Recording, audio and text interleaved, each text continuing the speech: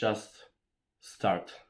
So the start is the most important and also the hardest part of doing any kind of habit, any kind of task that you can imagine of doing.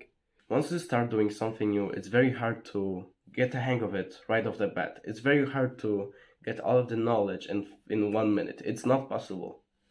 It really takes time, and you need some patience and some determination to achieve that. And this is why the start is the most important part. The start is kind of like a test. It's because once you get into a routine, the first 2 weeks of doing the habit will be fucking dramatic. Those 2 first weeks will be so hard, whether if it's meditation, whether if it's working out, whether if it's reading. Those all are very important and good habits, but they are pretty much so hard to start that I failed miserably a lot of times before I actually started being consistent at doing those habits. All I'm trying to say is you just need a lot of patience. Stay hard. The first month will be a fucking massacre for you. So get ready for that. Don't overcomplicate things. Keep it simple and easy, just to make sure that you can apply those habits into your day-to-day life. What I mean by that is don't try to, right off the bat, like you don't have any experience in doing meditation. Don't try to right off the bat do fucking 1 hour of meditation or a 3-hour workout or read 200 pages in 1 day. It's not possible for you. You need to start off small and then increase as the time passes. Over time. Start small, grow bigger and bigger and bigger. If you get off the track, you, let's say, slack off on doing meditation for 1 day, it's okay. Life often does get in the way, and it's hard to stay consistent, especially if you're in an environment where it's just, hard to focus. Nowadays, it's very hard to do anything productive, actually. So if you slack off for, let's say, 1 day, it's okay. That's fine.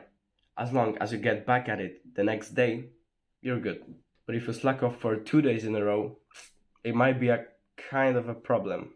Picture it like a scale, like a trend going upwards, This is your, let's say, the quality of your life on self-improvement.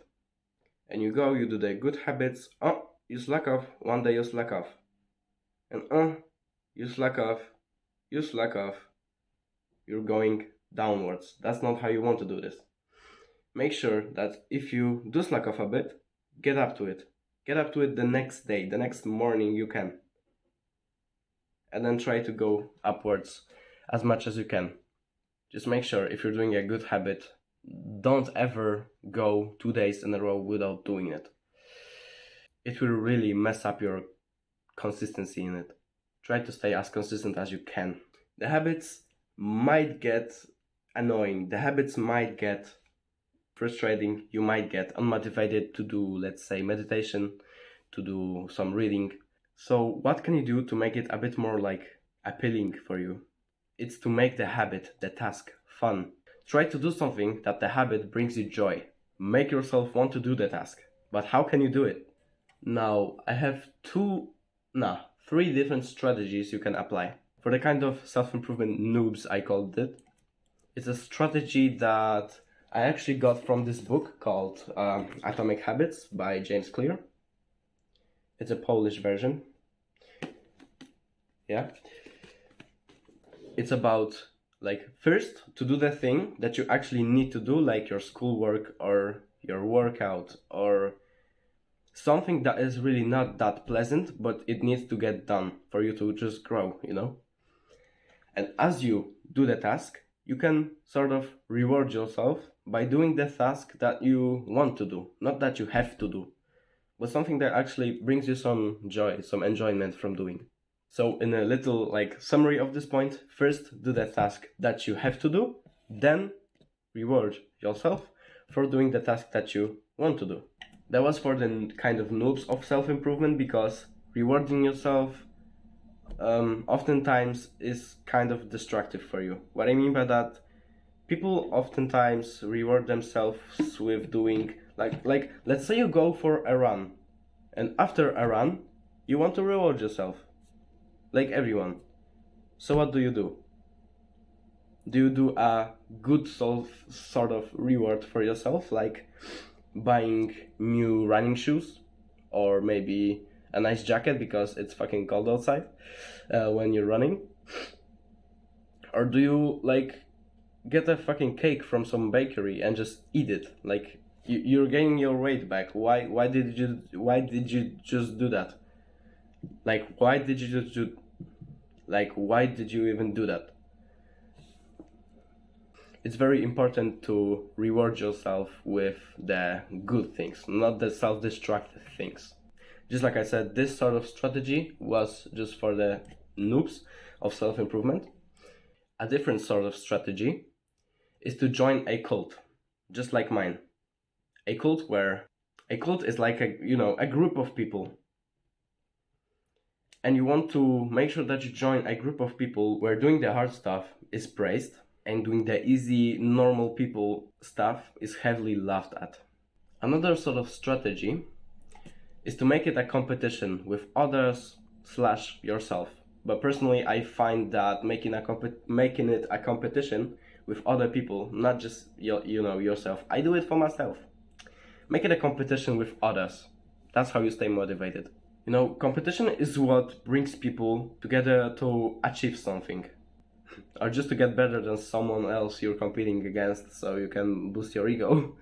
But yeah, here, being in the abnormal cult, which is the cult that you're watching, you're probably in the cult, you're interested if you're still watching. The video is like fucking 10 minutes. Here you get to compete against other people, like in this sort of small group of people, in this little cult that we got going here. Or maybe just compete against me. And that is why I love the idea of getting into a group of people very similar to you, on the same sort of level, on the same level as you, and just trying to improve yourself by competing against each other. That's where the serious growth is coming from. The 5th bullet point of this video is to not think about the goals that you want to achieve, which is a good thing, but don't think about the goals that you want to achieve, but what type of person do you want to become? Who do you want to be? Personally, I aspire to be anything but normal. The normal might seem like a good thing. Being normal is a good thing, but nowadays? Who is a normal person nowadays? What does he look like? What does he do? Does he like his life? Does he have a purpose? Does he have a purpose to his actions? To his existence? Answer all those questions by yourself, maybe in the comments down below. I want to know your opinion on that. And that's exactly why I aspire to be abnormal. Yeah, that's it, and that's all. Peace out, abnormal. I just got done editing the 2nd video of today. I'm actually not sure when I will post the video. Yeah, maybe next Saturday or Wednesday. Something next week. Okay, I got off topic. If you like this video, smash that like, hit that sub, and comment some wholesome comments down below. I want to know your opinion on the things that I talk about in this video, and I actually want to improve. I want to improve over time as I do more videos, more content for you guys. I want to get better at it. I want to give you a better experience. I want to give you better knowledge, and I want you all guys to have a better time being abnormal. Peace.